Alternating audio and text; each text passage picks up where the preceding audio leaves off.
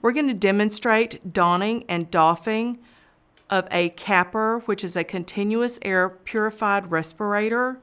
For anyone who is unable to fit test for the N95, we do have the option of the CAPR helmet. This is for patients who are under investigation or persons who are under investigation for COVID-19. You will notice what is required for this process is a battery that is already put in the pocket with a clip that can either clip to the pocket or the waistline. You'll need your gown, your gloves, and your CAPR with the appropriate sized face shield.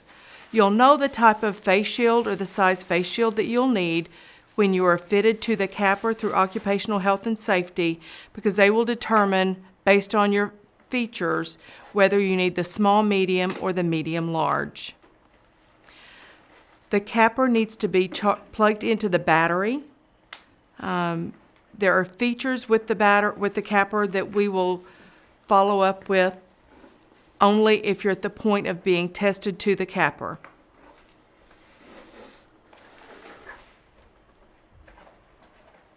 As she puts the CAPR on, the face shield goes fully under the chin and tightens at the back to get a complete air seal.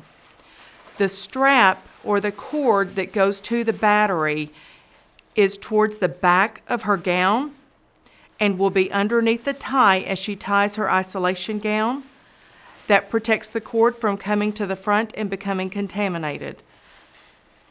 Isolation gowns are always to be tied in the back. They are never to be tied in the front because the front is the area of potential for contamination. If you break that tie that was tied in the front and it falls to the back, you have an area of potential for contamination. Put on the appropriate size gloves. As you put the glove on, you're going to have gathered some of the gown in your hand, having your thumb through that thumb loop on our isolation gowns.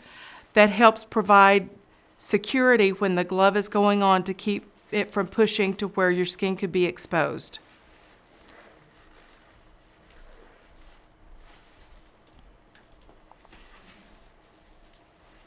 You'll reach to your shoulders and pull your gown up to make sure that your clothing is fully covered.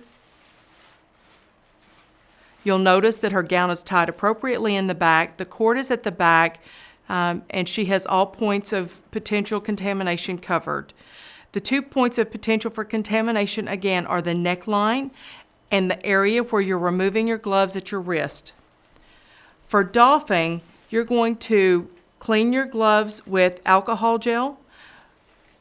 Normally, we tell you not to clean your gloves with alcohol gel, but in this case, we're encouraging that you do so because that helps reduce the bioburden from any potential contamination from your gloves before you start doffing.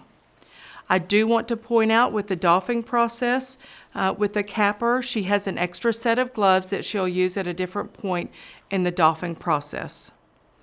You allow the alcohol gel to air dry.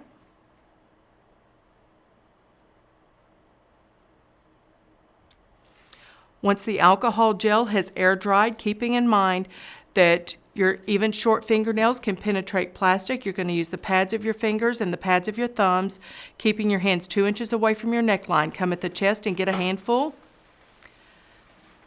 You're going to bring it straight forward and snap the neck. You start by inverting and rolling your hands to where you get the dirty outside rolled under. Notice at this point you cannot see her gloves. Roll to the point of the waist and then pull straight forward to prop the waist. Holding it in one hand, release with the other and pull your elbow back. Invert that sleeve just to the point of glove resistance. If we see your glove at this point, that's an area for potential for contamination. Repeat the process with the other arm with inverting that sleeve just to the point of the glove. So your skin and the outside of the gown are clean. Reach your clean gowned thumb into the palm side of the other hand, remove. Take that clean hand to the thumb side of the other, push free and clear. Put in the regular trash. You notice we do not have biohazard trash for the doffing process for COVID-19. Clean your hands with alcohol gel. Remember the palms of your hands, backs of your hands, fingertips, in between your fingers and your wrist. Allow this to air dry.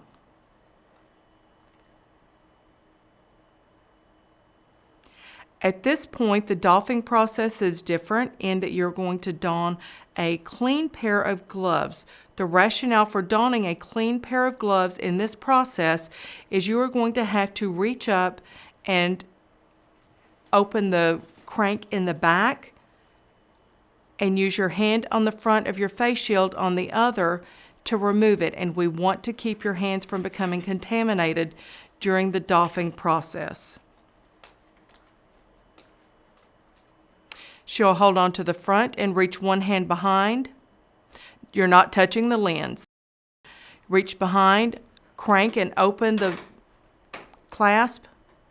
Bring it up and forward, straight forward, and clear your face and put it on a clean surface that you can decontaminate.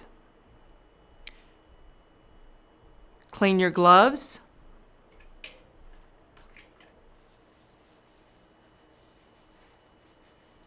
Again, this is to reduce the bioburden.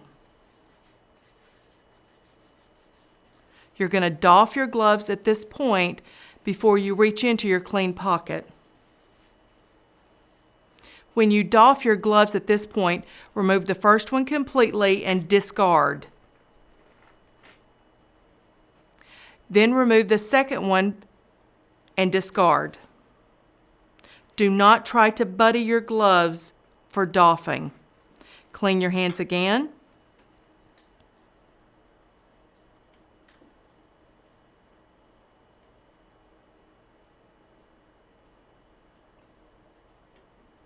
Reach into your pocket. Remove the battery cable, then the battery.